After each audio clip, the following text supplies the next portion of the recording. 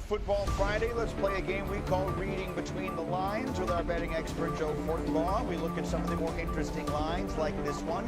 Monday night, the Eagles a 1.5-point dog against Green Bay. The line actually moved a point in Philly's favor since yesterday.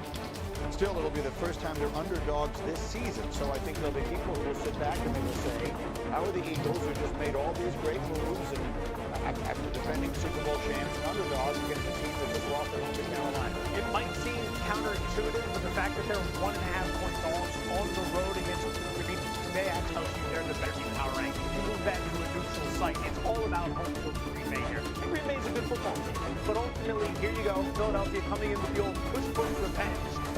Packers stitching them out last year. You know what you do?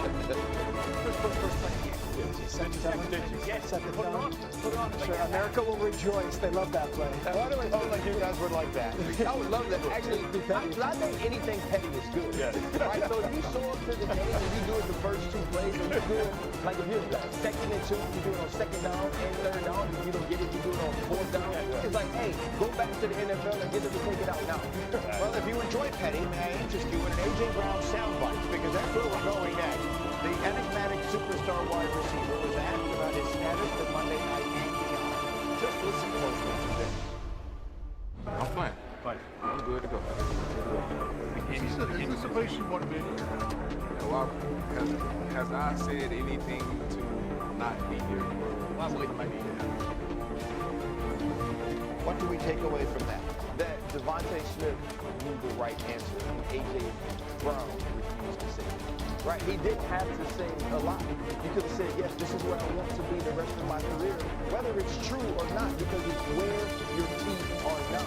But he's just in this place where there's this touch of defiance, right? There's this part of him that just won't do the right thing. There is an unhappiness that seems to underlie anything that he's asked or anything that he says, because we all know that sometimes you just toe the company line so you can get along and go win football games, and he just refuses to do that. That's boring, man. Listen, he can't get right off life, man.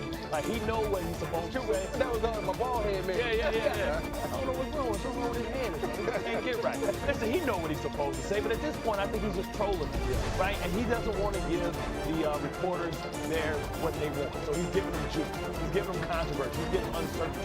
He wants to be there. Where else would he want to be? He's won a Super Bowl. He got paid the bag. There's nothing for him to be upset about other than reading the book on the side. I remember I was covering the Super Bowl in 2012, so that dates me a little bit. Marshawn has a talk with Michael Robinson, his fullback. Would say, all questions come to me. Oh, this is a comedy act, like we're having fun with this. But Marshawn didn't want to speak to the media. Right. A.J. Brown does not want to speak to the media right now. He's seen his name being dragged in the mud a million times. Like, I don't even want to pay attention to this, but I will do it because I have to. To that point, being at his locker asking him that question, it's like, all right, well, this is what's going to happen here as we enter the game. Well, you guys are players, and so I'm just curious. I've had it suggested here that the Eagles are a team that kind of thrive on the drama. Yes. There are some teams that are broken apart by the drama. It takes them apart. It becomes the dreaded quote-unquote distraction. And then some teams kind of thrive on a little bit of this. Up against the world. Up against the world. It's like we love the hate. We thrive off the hate. We make up things to be upset about. We create that. But isn't But this ain't even nothing to be upset about. Like, this isn't the world being upset with the Philadelphia Eagles. This isn't the world creating some narrative that doesn't exist. This is him. Right. And I like A.J. Brown. I think he's mature. I think he has great awareness. And because I believe those things, I know that he knows exactly what's going on. And it's not one of those things where they have to galvanize the team around A.J. so they can go win football games. Right. They have a quarterback that would thrive in anything because he never changes.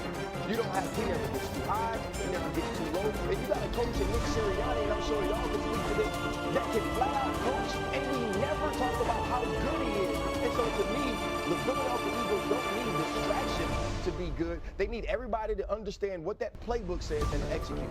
Let me ask you another question. I've had it suggested that perhaps after all of the wear and tear that, I think in part you may have said this early in the season, after all of the wear and tear of a 2,000-yard season on Saquon Barkley last year, that there has been a concerted effort on their part to ease it back into this season slowly and then ramp it up as we start to get towards the more meaningful part of the season. We'll see. Do you have a sense of that? Well, we'll see. They're coming off a 10-day rest right now. They obviously the Monday night game, and Saquon does not have the same numbers, same carries, or any of that. What we problem is Kevin Matula offense is that they're not predictable. So 2 games ago, Jalen Hurts threw for 330 yards. The last time we saw them, Saquon ran for 234 yards. So we come out of the bye. We don't know what they are, and I would imagine Saquon healthy, going to play, is going to get a lot more love. The best thing that could happen to Philadelphia is the rest of the division failing to show up. And now they have time to sit there and push these things out. Maybe we want to go to AJ. Maybe we don't. Maybe we want to rest Saquon. Doesn't matter. Washington's not pushing them. Dallas isn't pushing them. The Giants aren't pushing them. They're in the driver's seat. They're comfortable. All I'm saying is Rico Dowdle, right? If you watch that film last week of the Green Bay Packers and you say to yourself, how do I neutralize Michael Parsons? Run the football. How do we keep this offense off the field? Run the football. And if you have to start stacking that box to stop Saquon Barkley, Jalen Hurts has shown you over the last few weeks he can absolutely carve you up. Well, I'll let you guys on Monday nights, and before you do the Himmies, Scott Van Pelt every once in a while has to, quote, save the graphic. I go the other way. I just pick against what everyone else thinks. As you can see, it's very obvious. The whole world likes the Eagles here. That feels like a lot for the Packers. Let's continue that thought. Reading between the lines, you mentioned these really good games in the NFC West, including the Rams, a 4.5-point road favorite against the 49ers. Rams have won 7 straight as road favorites dating back to last year. Remember, these teams played a thriller earlier this year. The Rams were an 8.5-point favorite at home. The Niners won that game in overtime. It was that crazy Thursday night game.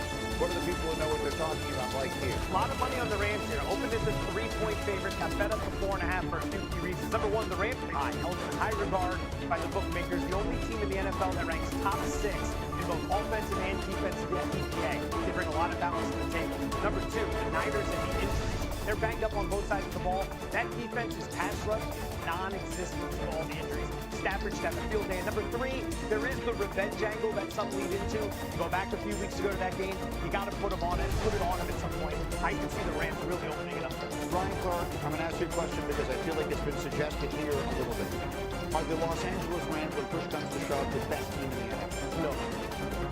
Mark over here shaking his head. I thought I was the hater. Now you hate it. Making those Got his resting linebacker face. You know, it's much like Peter mentioned about teams winning games against the lower level teams in this league. Yeah. We're going to learn a lot about the Los Angeles Rams in the next few weeks. The NFC West is such a tough division. They're going to see the 49ers. They're going to see the Seahawks. They're going to get opportunities to play these huge games.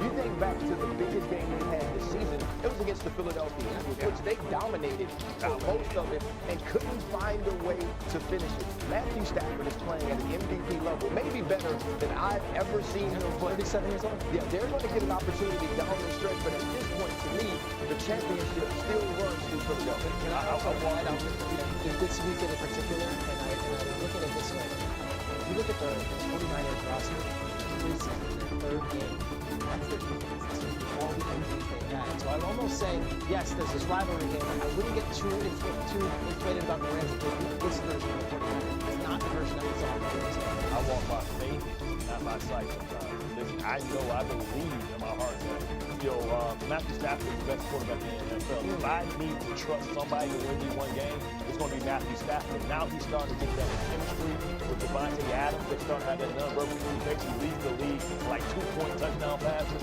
And now with him and